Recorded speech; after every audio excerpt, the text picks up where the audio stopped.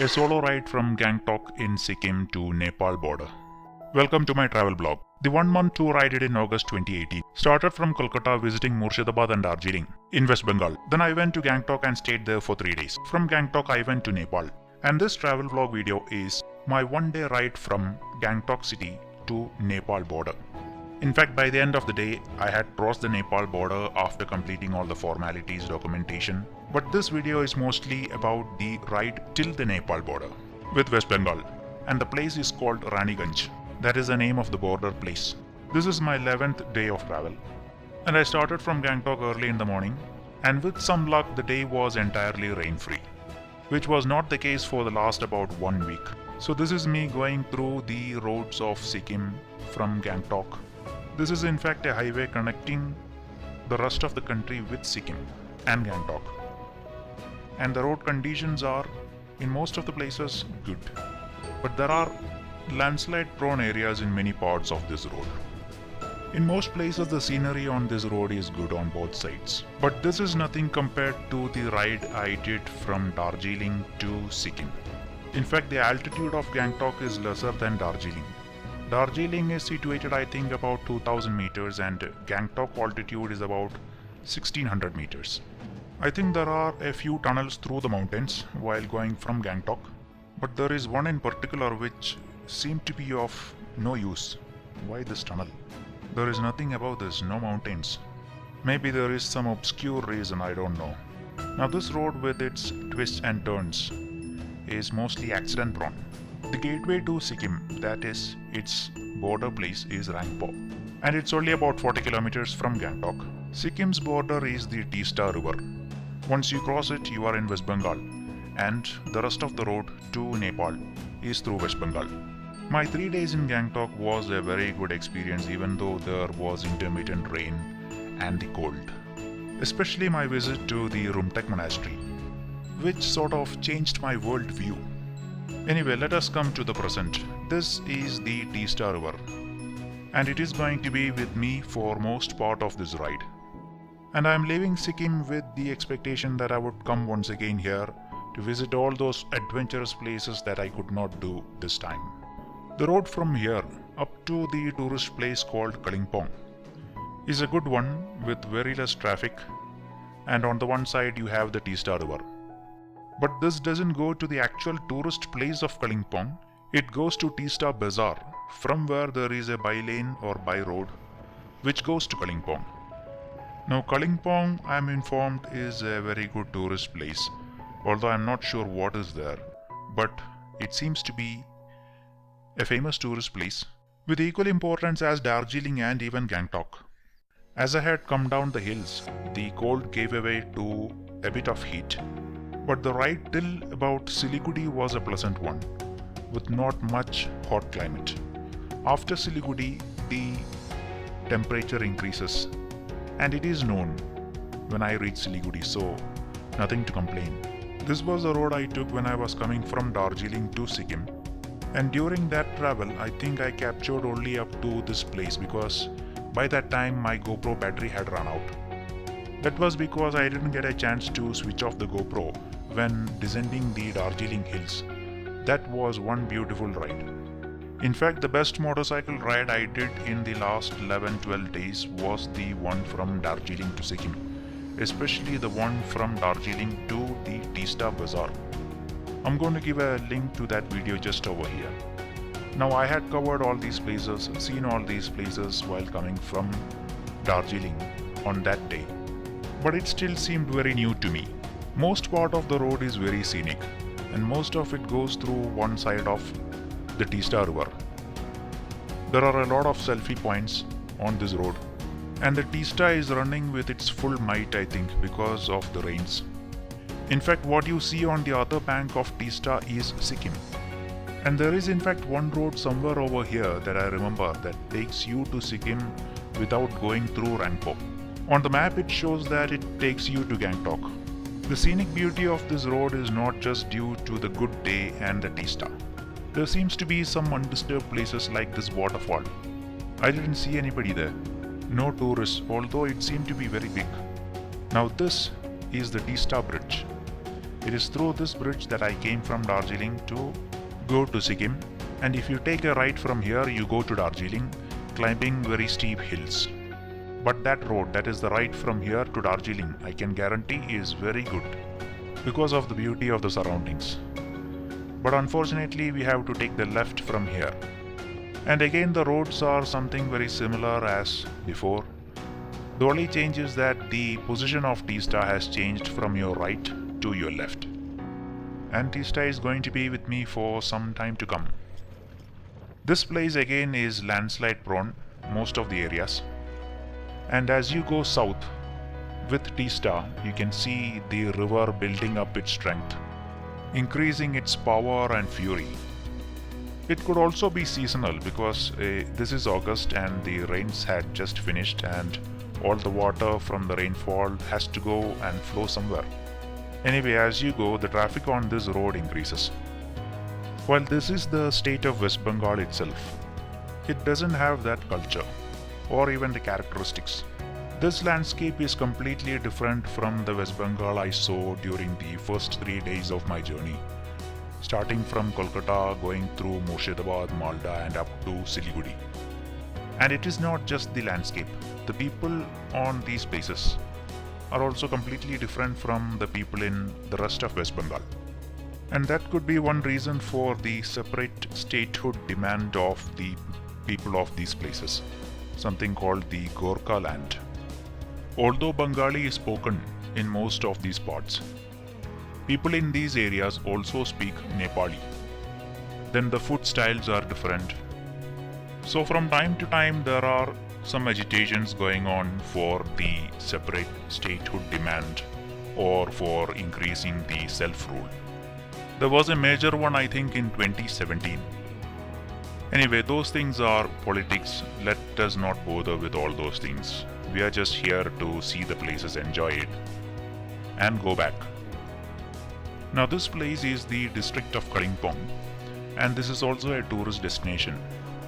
It is not very popularly known. In fact, I never heard of the word Kalimpong before coming here, or even before seeing a signboard saying Kalimpong.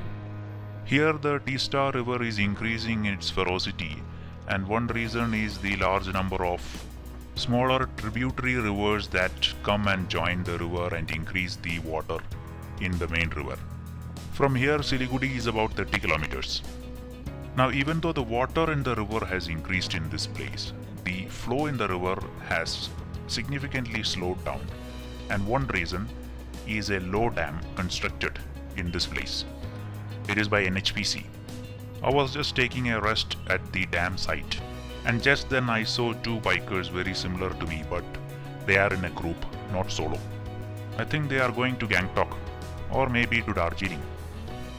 Now the dam constructed here across T-Star is a run-of-the-river dam, and the place is Mahananda Wildlife Sanctuary. It is a big forest area. A run-of-the-river dam means it doesn't have a big reservoir.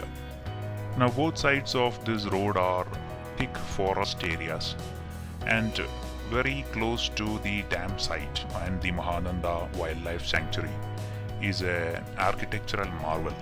When I saw the map, one side of T-Star River is Darjeeling district and the other side is Jalpaiguri district. A very old bridge connects these two districts, and it was built by the British. The coronation of King George VI and Queen Elizabeth in 1937 was the time for construction of this bridge, and hence it is called the Coronation Bridge. It was completed in 1941.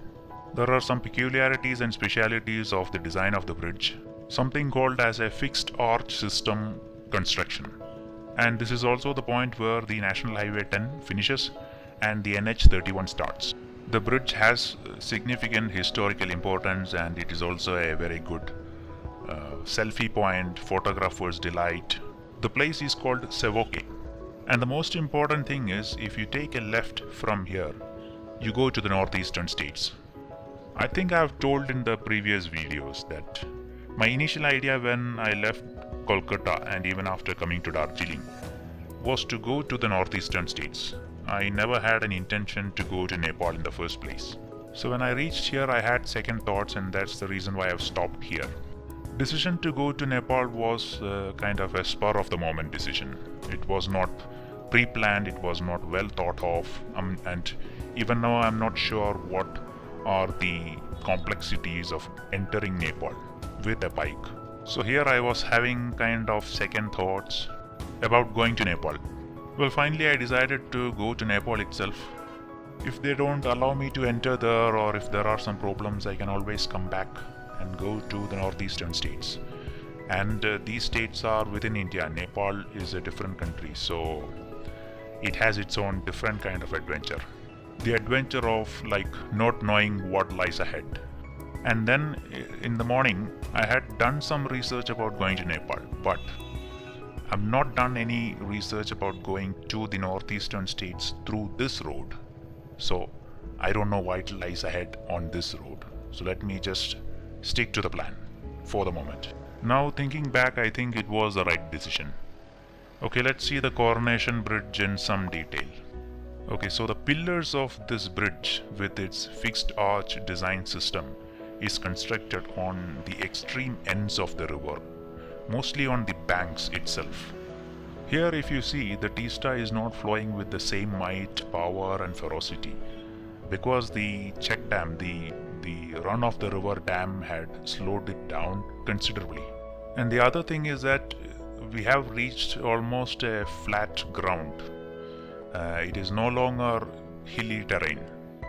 And in fact, a few kilometers ahead from this place, I'm not sure the specific name of the place, the Teesta river actually kinds of spreads, like bursting its banks, and it is no longer restricted to a very narrow space, because hills on both sides disappear and it is going to be flat ground from a few kilometers ahead.